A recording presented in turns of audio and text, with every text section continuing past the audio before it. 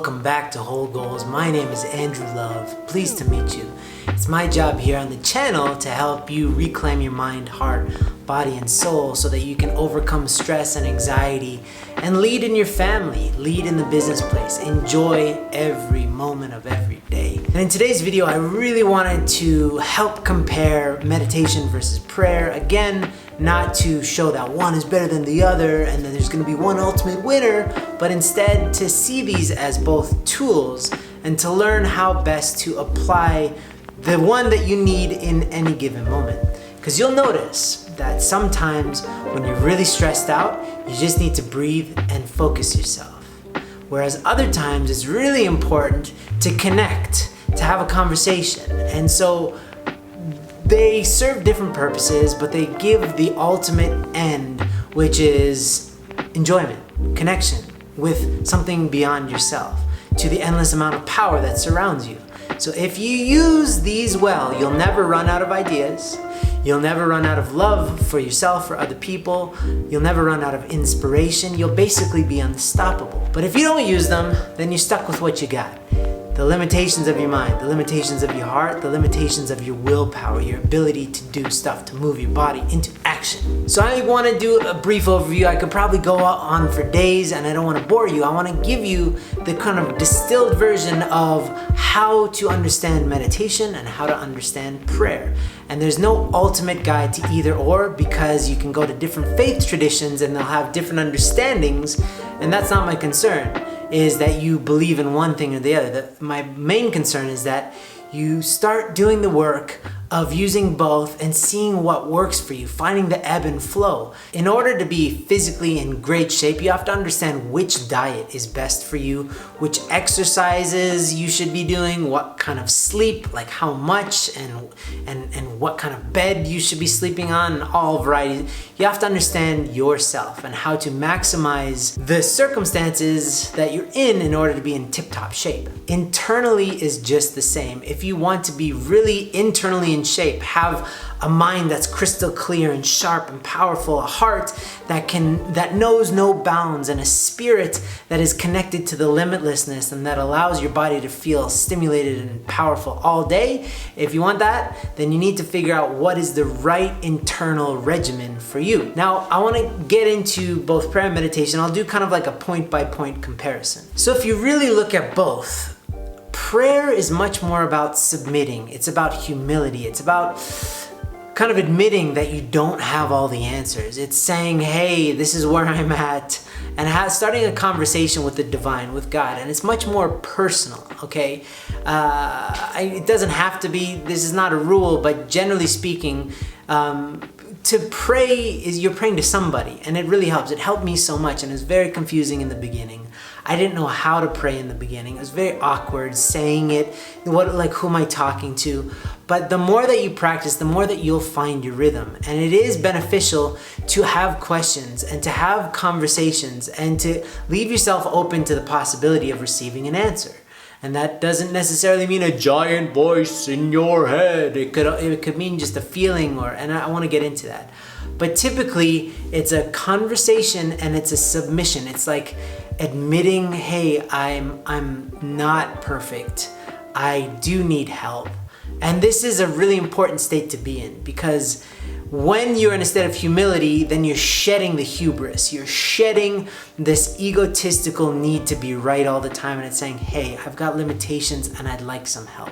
Whereas a lot of times in meditation, it's more about visualization. It's more about becoming the person that you want to be. So that's in a way an assertion. Practicing the future, as somebody like Joe Dispenza would say, he talks about practicing the future. So you're already coming to some idea of what you want, and you're practicing that. You're allowing yourself to bring it into your world. Like in Law of Attraction, that kind of philosophy is all about kind of getting in a state of frequency, a higher frequency, to allow those great things that you're looking for to come to you.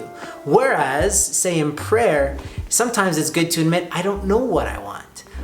Can you please help me figure that out? What do I really want? A lot of our wants, a lot of our needs, the things that we think we need, I need this big, beautiful house. They're actually just from the material, humanistic world, like this world of I'm not enough unless I get this thing. So to have the humility to kind of ask these questions, that's more, I would say, in the realm of prayer. Whereas meditation, it's more like allowing yourself to be enough, allowing yourself to kind of like to seek after things and to let them come to you. Another thing is that if you look at meditation, a lot of times it's about stillness. There are many practices, there's different variations, but for the most part it's about stilling your mind, stilling your heart, and stilling your body. So you'll find that meditation is often recommended when you listen to a guided meditation. They're like, find a comfortable place to sit upright, or some of them say lie down, do whatever you want. But there's only one that I know of that's like a walking meditation. Typically the rest of them, they require you to kind of sit and to just allow yourself to be present in the moment. Whereas in prayer, you can have a screaming prayer on top of the mountain. I don't know if you remember in Forrest Gump when Captain Dan, Officer Dan, whatever his name is, Dan, the guy that lost his legs, he's on the top of a boat and he's screaming at God and he said,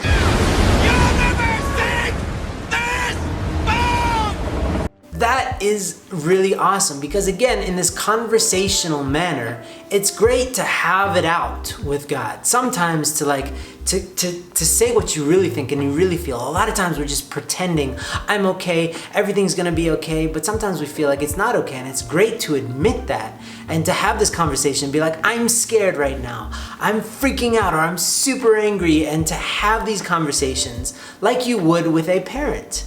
If you have a really trusting parent in your life, you would want to tell them everything, and you'd also be open to their advice. This is no different in prayer. Whereas when you're kind of still in meditation, a lot of it's just, again, about calming yourself, putting yourself in kind of the receiving mode. Now, in terms of being alone, like a lot of people, I personally need to meditate by myself in order to help my nervous system. Okay? This really does help in a very practical way your nervous system, to calm your reaction to the rest of the world, because we train ourselves to perceive life in a certain way. I don't know if you know anybody with road rage, but some people, as soon as they get cut off, their body starts to get into rage mode and they can't even control it because their nervous system says that that person's a threat, we must attack. You can train yourself to calm your nervous system down, or to stop, like I have anxiety issues and I had to really train my body to not be riddled with anxiety. So I need meditation time to be by myself time. There are some meditation retreats where you meditate with other people, but usually it's about being one with your environment but alone. Like getting to that state by yourself. Whereas if you ever go to any type of ecumenical event or some type of event, prayer can be done out loud with people. You can pray with your hands on top of people. You can hug and pray for people. I sometimes hug my kids and pray for them and just like pour out my heart. The way that I see prayer and understand prayer is connecting your heart to heaven, connecting your heart to the best of what life has to offer so that it can fill your heart up with endless possibilities. And then also passing that off to people. If you put your hand on somebody's heart and pray for them, you can transmute something that goes far beyond language. You're giving sentiment, direct sentiment. So I want to give you some personal testimonies about the benefit of both prayer and meditation. You see, there's a point in my life about 3.5 years ago when I was really going crazy with anxiety. I'd wake up every single night and my heart was fluttering. It felt like I was having a nervous breakdown because I was having my third kid. There's a lot going on in my life. I didn't feel qualified or ready for what was about to happen in my life. And I just couldn't handle it. So every night around 2 o'clock in the morning, I'd wake up with an anxiety attack, and that lack of sleep was compounding night after night and creating this very tense feeling throughout my body, and I was just really seeing everything that I should be worried about, and I couldn't connect with my power. So I got deep into meditating in the morning and at night. Regardless, even if I got 2 hours of sleep, 3 hours of sleep, because I was so nervous and freaking out, I would make it a point. This is my medicine. And I would do it and do it and do it. And I was envisioning what the future is gonna be like and experiencing it now when everything is completely different, when I'm traveling, when money is a lot easier. And lo and behold, within 10 months, I was traveling the world. We had this amazing kid. He was totally healthy. Everything worked out. And it was like I was leading a different life in the span of 10 months. And I haven't stopped since. But during that time, it was like an impossibility that I could ever change my situation, because it seemed like life was getting worse and worse and worse. But through meditation, I didn't believe that. I chose to believe something entirely different, a different future for my life, and I was allowing myself to experience it now in the moment. Even though my senses were telling me something, I didn't believe what my senses were telling me. I believed what I wanted to believe. In a sense, I chose what to believe, and that reality started to eclipse the one that I was experiencing. The one that I wanted just devoured the one that was killing me, because I believed in that more. And so I opened myself up to the possibility of a better life, and guess what?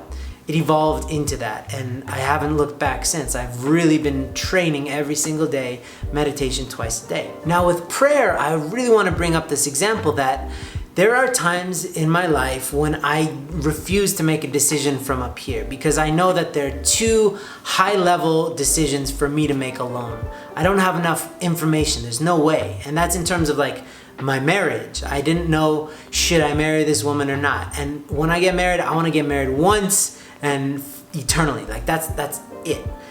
So there's a lot of doubt and fear that comes up when you're making such a huge decision. So I decided not to do it alone, and I just hit the floor and started to pray a lot, and all of a sudden it stopped being a question of whether I should or shouldn't. It just became so abundantly obvious that there's one choice, and it was that woman in my life. And since then, I've never looked back. I've never questioned my decision, because it wasn't my decision. It was something that just made absolute sense within my bones. And so that's another power of prayer, is that instead of just relying on what you see and what you understand, which is very limited, to have something make sense on such a deep level that you don't even question it, that's only really possible if you allow yourself to go to that deep place where you can make such deep decisions. And I recommend prayer as a foundation for that, in order for that decision to kind of help be made more naturally. So I hope this video is helpful. There's a lot more that I could say, but I'm trying to keep it as short as possible so that you can get as much as possible. But please understand, both are useful. Try them out. Try them out in different times for different purposes. See how they can work for you so that you can get the most out of life. If you have any questions or comments, please leave them below. And if you want to subscribe, do. And if not, don't even worry about it. I'll see you later. Have a great day, and I'll see you in the next video.